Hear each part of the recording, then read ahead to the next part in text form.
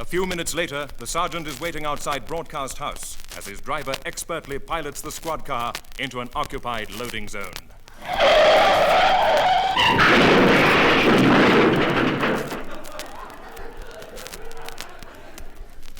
Now, away from the restraining influence of the Springbok studios, the sergeant relaxes his voice into his normal, friendly familiarity. Funny, you great steaming baboon. You went to the police driving school. Didn't you learn anything? No, Sergeant, I was the chief instructor. Well, that squad car is now a write-off, and I've got to get onto the track of this thief. You'd better call me a taxi. Okay, Sarge, you're a taxi.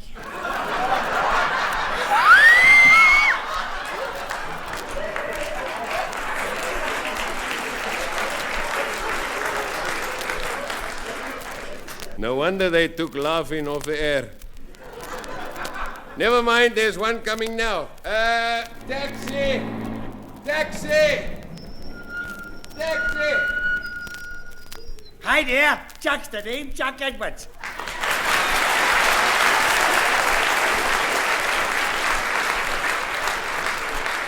Yeah, Jack Edwards, the corniest cab driver in Commissioner Street. Hey, just a minute, Sergeant. Isn't he supposed to be in New York? Yeah, that's right. Then what are you doing in Johannesburg? How about that, guys on Broads? I must have taken the wrong turn in when I crossed the Brooklyn Bridge. Well, now, maybe you can help us here. Did you see anyone suspicious coming out of this building just now? Hey, now that you comes to mention it, as I was turning the corner, there was this big, ugly-looking brute, came out kind of fast and sneaky, and he was clutching some kind of package. Hey, that must have been the criminal, Sergeant. Did he look like a radio actor? Ah, so it's me. Oh, that's a very good idea. Take your jacket off. Hey, no. Hold it. No, I mean, what does a radio actor look like? Horrible, man. Someone looks scruffy and half-starved. Hey, hold it. That looks like the guy creeping around the corner over there. Like I said, a great, ugly-looking brute. After him, Fanny. Don't let him get away. Don't worry, Sarge. I'll bring him down with my rugby tackle. Fatum, Fanny!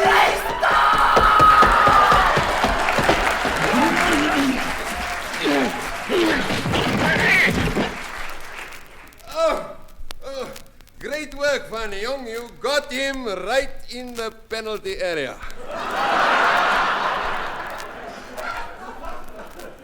Tell me, Sergeant, should I turn him over so we can look at his ugly criminal face? Yeah, from the backside, he looks like a hitman for the Polish Mafia. No, Chuckle, buddy, it's me, your old pal, Red. Kowalski!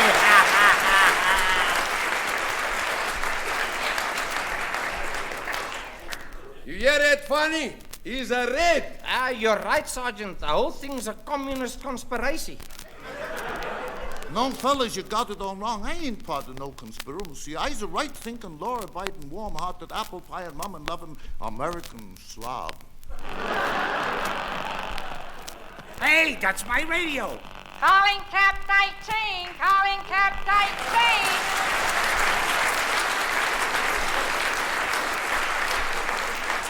Hey, vital sugar, that's amazing. How can you reach us on the cab radio from 10,000 miles away? I got a loud voice. Is Apex Head with you? Yeah, he's just been arrested by the South African police. Yeah, that figures. What's he been doing? Taking bribes for roadworthy certificates?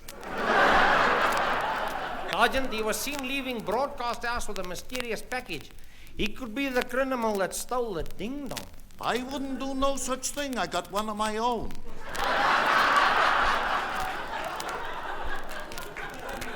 At home. All right, Fanny.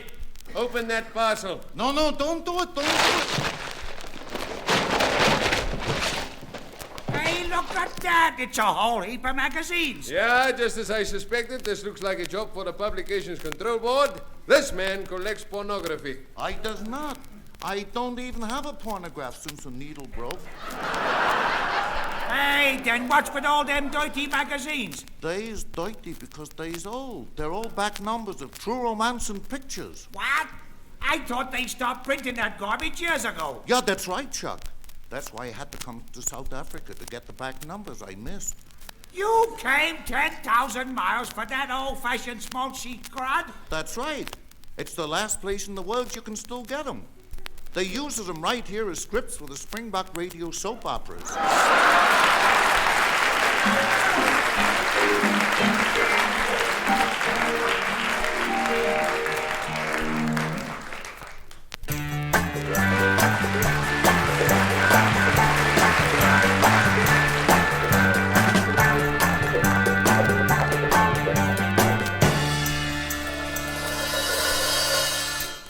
It is still April the 30th. In their efforts to track down the phantom gong snatcher, so far the police have drawn a blank. It's no use, Sergeant. I should have used the real bullet. You're right, Fanny. He's just vanished without a trace, and we're still in the dark. Yes, gentlemen. What you need is the mind of Tracy Dark.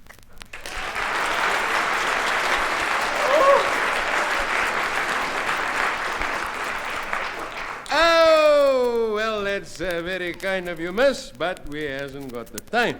Yeah, lady, this is a police matter, and in squad cars, we have to solve every case in just 30 minutes. 27 minutes, Fanny. You just now forgot the 3 one-minute commercials. But I can help you, Sergeant. I have a strange power. Sometimes everything goes cold, and suddenly it's like I'm on a line to another world. Yeah, it's what they call the cold power hotline. No, you don't understand. It can happen at any time. I might have just been out to dinner and suddenly I feel these strange vibrations. Oh, shame, man. Have you tried the bicarbonate?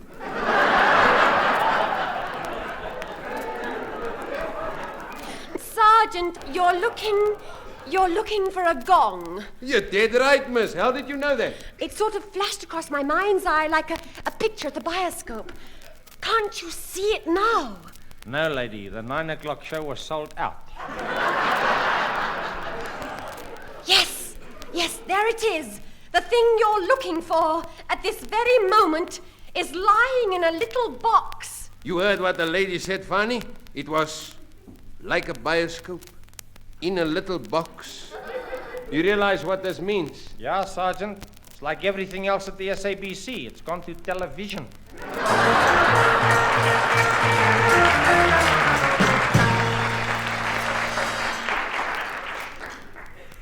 9:17 p.m. Now speeding along in their squad car, at last the police had a real breakthrough.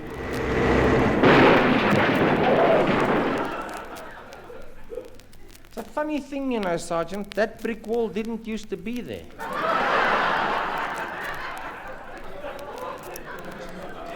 Well, don't worry, Fanny. It isn't there now.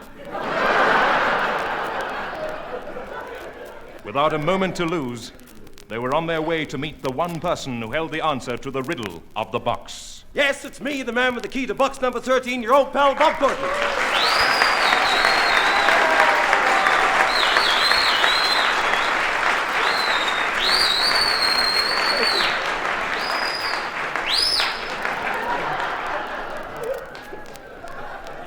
Yes, it's good to see you. It's only a real pleasure to meet you, Mr. Courtney. Well, thank you very much, Sergeant. Would you come a little closer to the microphone? That's the idea. Now, I can see that you're a very smartly dressed police sergeant. Would you mind telling us what you do for a living? Well,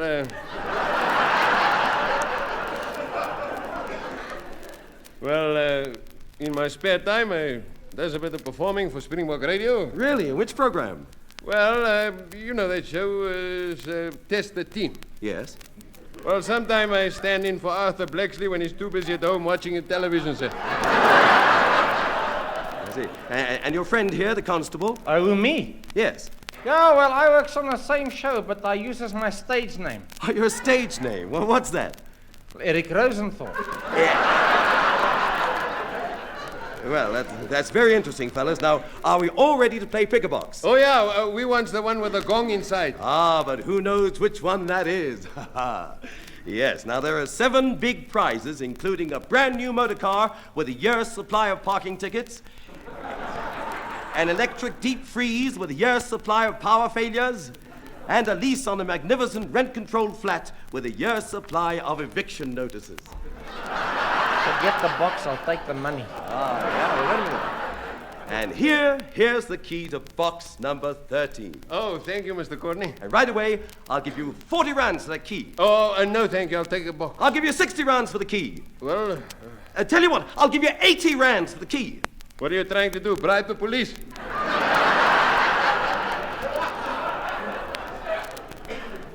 90 rand? I'll take it. What's going to be always money in the box?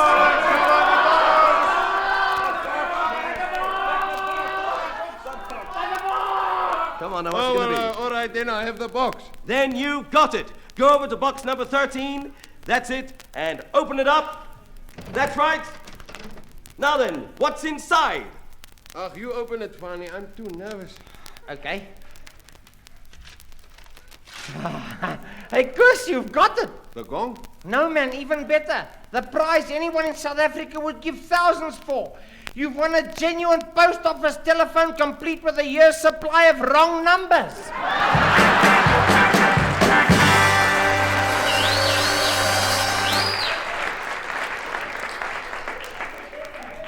At last, equipped with a working telephone, the police decided to call in on the case Springbok Radio's ace crime investigators, now prematurely retired.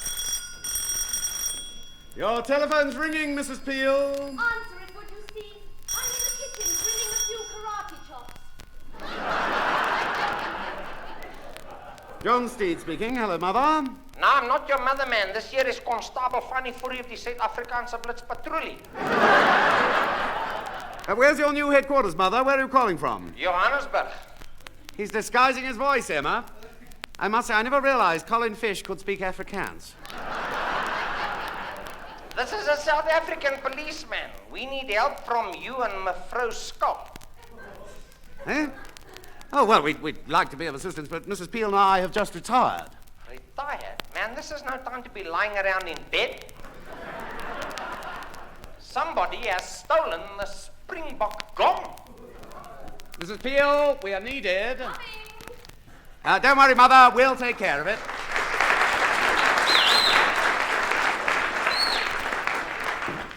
What's the trouble, Steve? Mother's in darkest Africa. Good heavens. Things must be looking black. He says someone's stolen a gong. Well, that doesn't sound very important, Steve. Well, it's probably a very rare and valuable gong.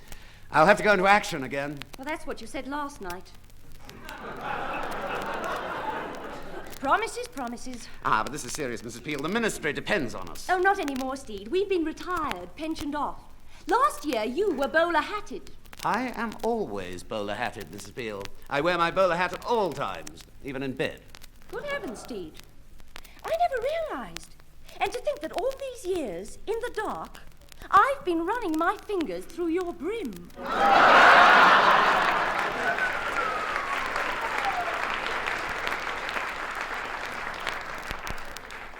Meanwhile, at the flying squad headquarters in Johannesburg, every avenue was being explored. Ja, Sergeant, we've been right up Louis Botha and down Jan Smuts. Well, I don't know, Fanny. This is a very confusing case. As far as the flying squad is concerned, we're still all at sea. That's terrible, Sergeant. I can't swim. And so they promptly called in yet another expert, Springbok Radio's seafaring hero.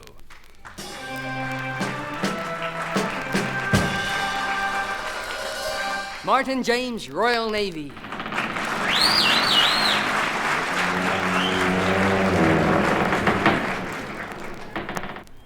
At sea, on board South African naval vessel Stinkwater, cruising in Boksburg Lake this 31st day of April, 1975. Well, it's good to have you with us, young. I must say, you doesn't look a day older. Well, that's the way it is with us seafaring lads, Captain. Look at me, Martin James, born 1723, still going strong. The oldest juvenile in the business. Hey, Sergeant, you think you can really help us? If you ask me, this matroos looks like a bit of a moth.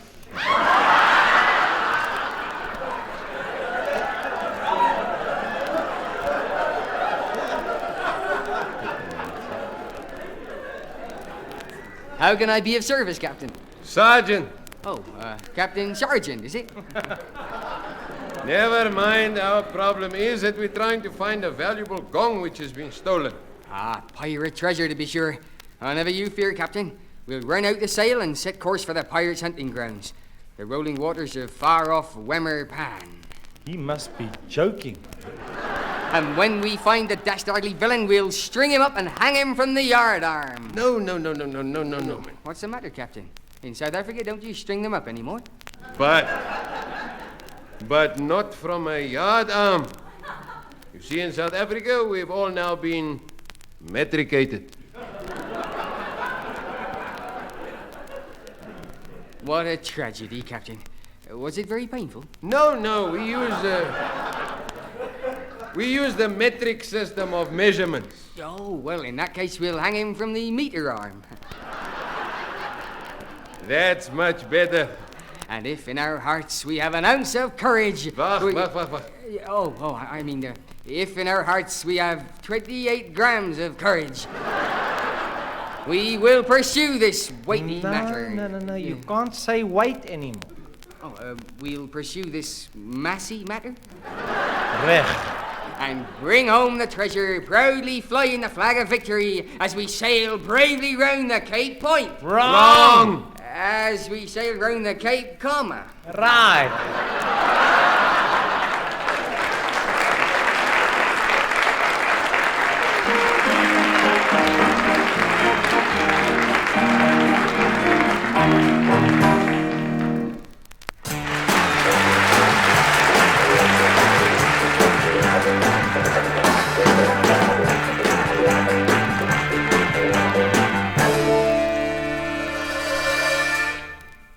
It is still April the 30th. 9:21 p.m. The good ship Stinkwater cruised out of Boksburg Lake, but came to grief in the treacherous currents and jagged rocks on the airport freeway.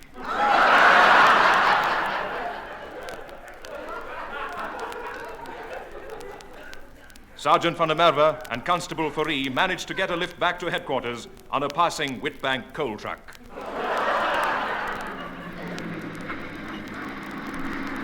Look at you, funny man.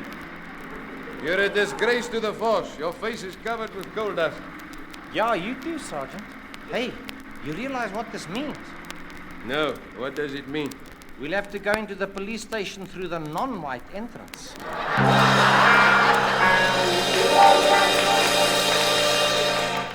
2 hours later, at police headquarters, another crime is being reported. Within 20 minutes, squad car 007 was on the spot, knocking at the front door. You know, Sergeant, I don't like the way this car is knocking.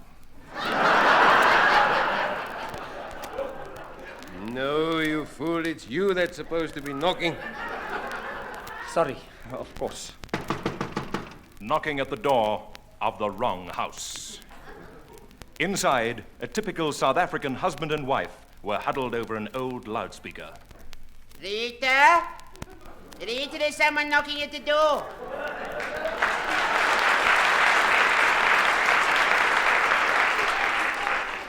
Yes, George, I know. Why don't you answer it, Rita?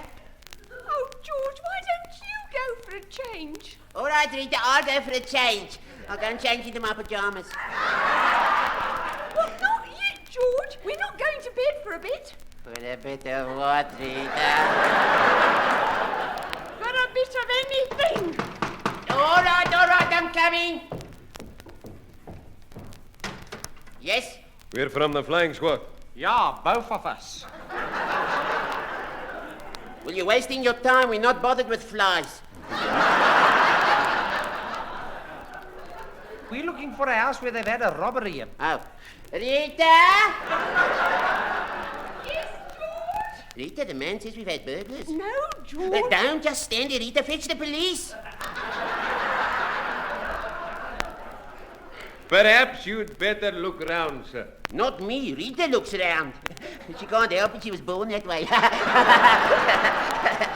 I'll take a look, Sergeant. Don't you take anything. Rita, you better check all the rooms and see if anything's missing. You've got a lot of valuable furniture here. All right, George. I'll look in the bedroom. Is everything there, Rita? What's in the bedroom? One bed. What's in the lounge, Rita? Just one chair, George. What's in the kitchen? Only the kitchen table. One bed, one chair, one table. Now it's all there. You mean that is all the furniture you've got? One bed, one chair, one table? Yes, we don't like to be cluttered up. We're not the Oppenheimers, you know. Well, we must have come now to the wrong place. Why were you asked to the Oppenheimers? Squish. The burglar was in the house, man, and he's just now stolen something else. It's not possible. We haven't got anything else. Well, don't just stand there like a constable, man. What has he stolen? He's just now stolen our squad car.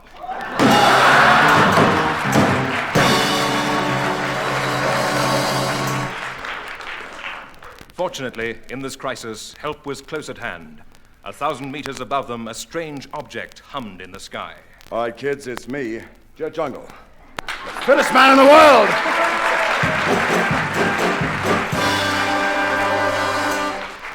Yes, Jet Jungle, the battling crusader with a heart full of courage and a pot full of porridge.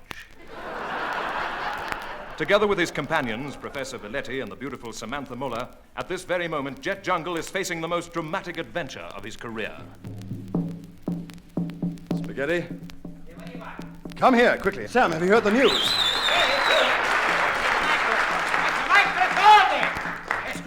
Listen to the jungle drums. What's the matter, Jet? Come on. What are the drums saying? I'll translate for you, Sam. It says the world at 7 p.m. Victor Makiswansa reporting. Yeah. Right.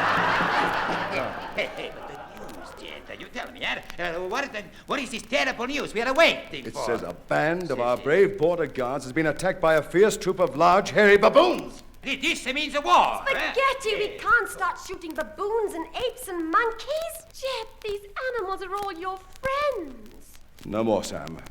From now on, we are guerrilla fighters.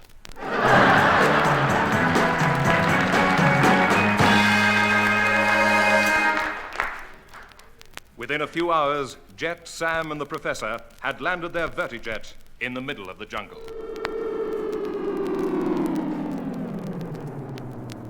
Then suddenly, from behind the dense bush, there was a strange sound. Jet, look! Yeah. Behind us. A herd of huge bull elephants are coming up out of the river to attack us. Don't be afraid, Sam. They'll be scared off by Jupiter. Where is that stupido big black cat?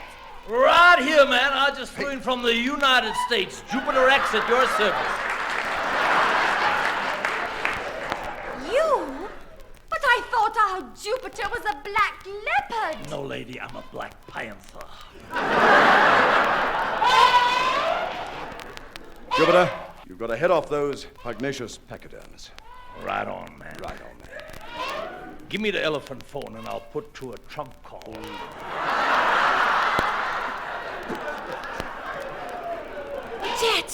Jet, what I don't understand is why these creatures should suddenly come up out of the river and start to attack human beings.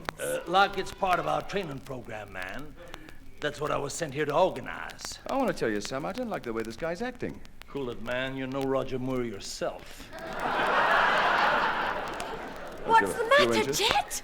What's wrong? Well, apart from the fact that he's getting all the laughs, I don't believe a word of his story. Now, Jupiter X, you listen to me, mate. Yeah, I'm all ears, man. I know you should see a plastic surgeon, but, no, you can't fool us. We know your job is to stir up the subversive elements across the Zambezi. We know it is. Oh, man. I thought they said the submersive elephants. Oh. And furthermore, he's also concealing something up his jumper. I can see what it is. Well, really? It's this. We got it. Oh! Aha! The missing Springbok radio gong. All right, fellas, I confess. I took it. But why? Why? Yeah, Who needs a gong? Well, it's like this, fellas. I wanted to practice at home with it. You see, I've always had this secret passion to be an announcer. I've always wanted to go. You are tuned to the national network of Springbok Rodeo. Thank you. Leave your name and number. We'll let you know. Hey, man, I've only just started. Wrong, you've just finished, and so is this program, nearly as we wind up with our popular feature, Going for a Gong. And tonight we're going for a final gong with the voices of just about everybody, so I'm passing the word Springbok to Bob Courtney. Thank you, Donald. And as you all know, I only remember the old songs. So here's one that's been the theme tune of Springbok Radio for 25 years. Could I have a C7th, please, Professor? Isn't that beautiful? 1, 2, 3, 4. Thanks to Springbok Radio, we earn an honest run. Selling soap and salad oil throughout this sunny land. Everybody now, news is always impartial, nothing too controversial. Just let's keep it commercial. Springbok life is grand.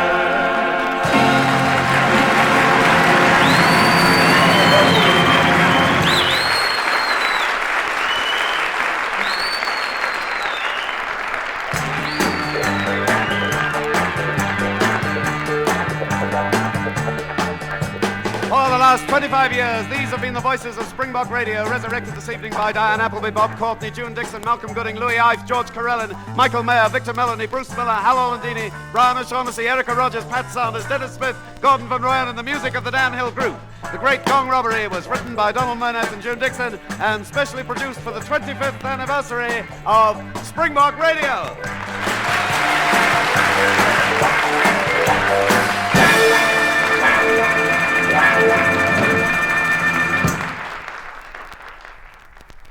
Our program is drawing to a close, and so I'd like to invite our producer, Pierre Lowe, to come to the microphone. Thank you, Peter. Ik wil op mijn beurt weer iemand anders vragen om naar de microfoon te komen. Die hoofd van Springbok Radio, meneer Jack Siebert.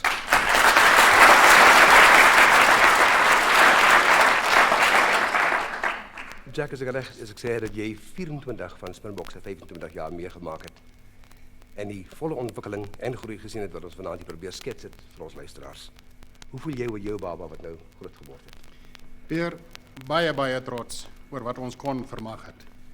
En baie dankbaar teenoor diegene wat in die eerste instansie die diens beplan het, jy en jou kollegas, en verder langs die pad af, die personeel wat soveel bygedra het oor die jare heen, ons borge, en veral ons kunstenaars, want dit is toch die kunstenaar wat met die luisteraar praat. Ons kan hulle nie genoeg dankie sê nie. Ons weet baie van hulle het hier opgetree vanaand. Ons dink ook aan die baie wat nie hier opgetree het nie. En ons sê vir hulle almal baie dankie. Verder, 'n baie spesiale woord van dankie aan ons luisteraars. Dit is julle wat Springbok Radio die grootste diens in Suid-Afrika gemaak het. Ons kan nie genoeg dankie sê nie. En wat van die toekoms van Springbok Radio, Jack? Well, I think the future is pretty clear for us, Pierre. Springbok Radio will remain your station for brighter broadcasting. And for fun? Keep listening to Springbok Radio.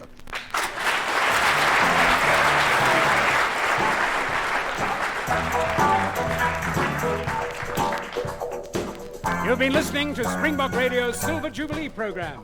The music was supplied by Dan Hill and his band and produced by Lance James. This kaleidoscope of 25 years of Springbok broadcasting was devised and produced by Pierre Lowe. Your commentators were Elwin Morris, Dana Niehaus, Clark McKay, and yours truly, Peter Merrill. Direction was by Victor Mackerson.